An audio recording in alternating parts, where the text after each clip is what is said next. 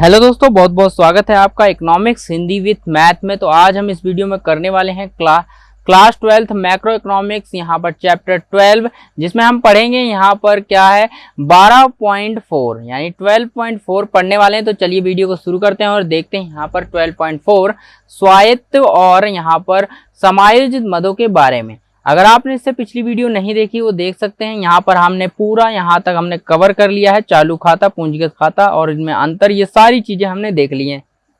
तो आज हम शुरू कर रहे हैं यहाँ पर स्वायत्त मदें और समायोजित मदों के बारे में। तो चलिए सबसे पहले देख लेते हैं हम यहाँ पर स्वायत्त मदें और समायोजित मदों को क्या कहते हैं। यहाँ पर हम ये देखते हैं, सबसे पहला होता है स्वायत्त मदें क्या कहलाती हैं। देखिए, स्वायत्त मदों का मतलब होता है स्वायत्त मदों से अभिप्राय, स्वायत्त मदों से अभिप्राय उन अंतरराष्ट्रीय आर्थिक सौदों से है।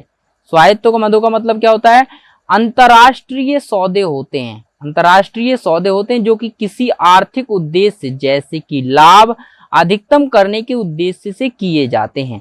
ठीक है, यानी एक आर्थिक उद्देश्य से किए जाते हैं, जैसे कि लाभ को अधिकतम करने के उद्देश्य से किया जाता है। स्वायत्त मदें क्या होती हैं, स्वायत्त मदों से अभिप्राय उन आंतरिक अंतरराष्ट्रीय आर्थिक सौदों से होता है जो कि किसी आर्थिक उद्देश्य को जैसे कि लाभ अधिकतम करने के उद्देश्य से किए जाते हैं। ठीक है, ऐसे यानी ऐसे सौदे स्वायत्त मदें क्या होते हैं, आर्थिक सौदे होते हैं। ठीक है, स्वायत्त मदें क्या होते हैं, अंतरराष्ट्रीय आर्थिक सौदे होते हैं जो कि लाभ उद्देश्य यानी लाभ प्राप्ति के उद्देश्य से किए जाते हैं। ठीक है, ऐसे क्या होते हैं, आप यहाँ पर सिंपल से बता सकते हैं कि स्वायत्त मदें क्या होती है। स्वायत्त मदों का मतलब होता है कि अंतरराष्ट्रीय आर्थिक सौदे से होता है कि एक देश दूसरे देश से क्या करेगा, आर्थिक सौदे करेगा, यानी जो है लेन देन करेगा, धन का लेन देन करेगा। तो आर्थिक सौदों का क्या करेगा, लेन देन करेगा। और ऐसे आर्थिक सौदे ही क्या कहलाते हैं, और ये किस लिए होते हैं, ये जब लाभ को अधिकतम करने के लिए किए जाते हैं तो हम इसे कहते हैं स्वायत्त मदें। मतलब एक देश दूसरे देश के साथ धन से संबंधित सौदे करता है। ठीक है, यानी पैसे या धन से संबंधित कुछ सौदे करता है जो कि लाभ के उद्देश्य के लिए किए जा रहे हों, तो उन्हें हम स्वायत्त मदें कहेंगे। ठीक है, अब देखिए समायोजित मदें। समायोजित मदें शब्द से ही आपको पता चल रहा होगा स्वायत्त मदों में क्या होता है कि स्वायत्त मदों का मतलब हुआ यहाँ पर आर्थिक सौदे किए जाते हैं, अंतरराष्ट्रीय आर्थिक सौदे होते हैं जो कि लाभ के उद्देश्य के लिए किए जाते हैं। तो यहाँ पर लाभ कमाने के लिए किए जा रहे हैं। तो आपको पता होगा अगर लाभ कमाने के लिए किए जा रहे हैं तो हानि भी तो हो सकती है, बिल्कुल हो सकती है, क्योंकि अगर लाभ हो सकता है तो हानि भी हो सकती है। तो यहाँ पर अगर लाभ कमाने के उद्देश्य से किए जा रहे हैं आर्थिक सौदे स्वायत्त मदें हैं, तो यहाँ पर जो है हानि भी हो सकती है। तो हानि अगर हो गई तो कैसे उसको ठीक करेंगे, तो देखिए समायोजित मदें, मतलब ये क्या मदें क्या करती हैं, अगर इसमें हानि हो जाती है स्वायत्त मदों को तो ये मदें उसको पूरा करती हैं। समायोजित मदें क्या करती हैं, पूरा करती है। तो देखिए समायोजित मदों से अभिप्राय क्या होता है, उन सौदों से होता है जो कि स्वायत्त सौदों के अतिरेक या घाटे को पूरा करते हैं।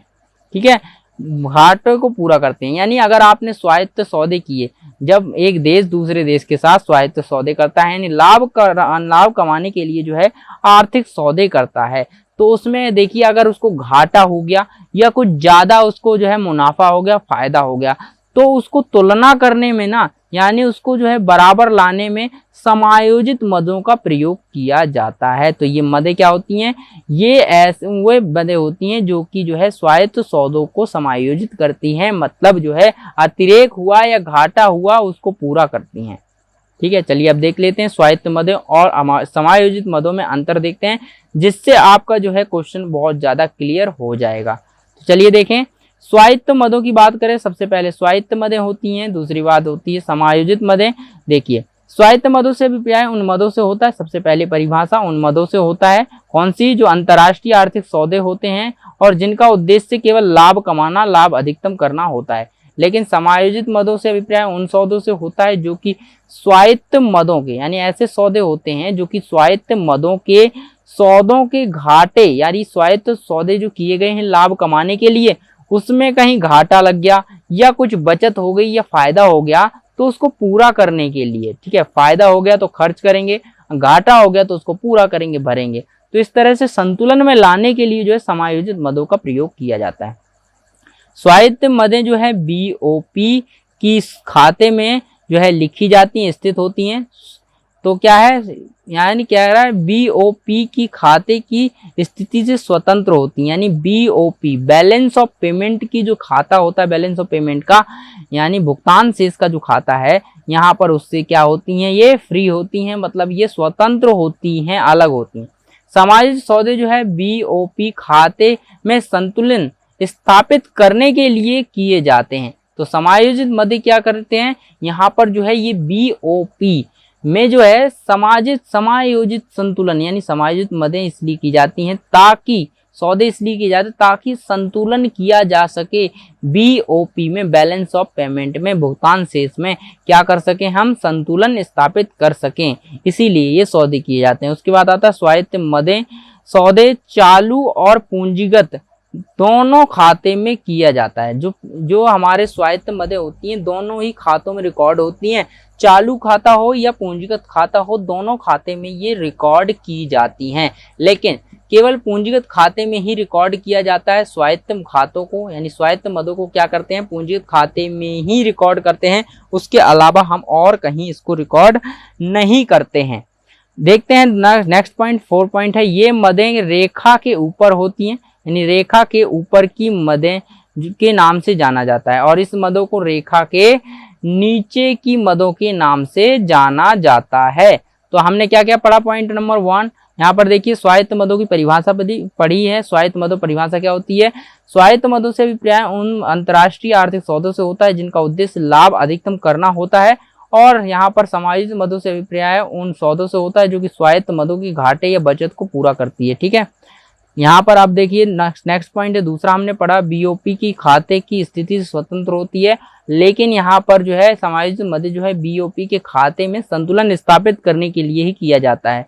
और स्वायत्त सौदे जो है चालू और पूंजीगत खाते दोनों में रिकॉर्ड किए जाते हैं, लेकिन समायोजित मदों को केवल पूंजीगत खाते में ही रिकॉर्ड किया जाता है।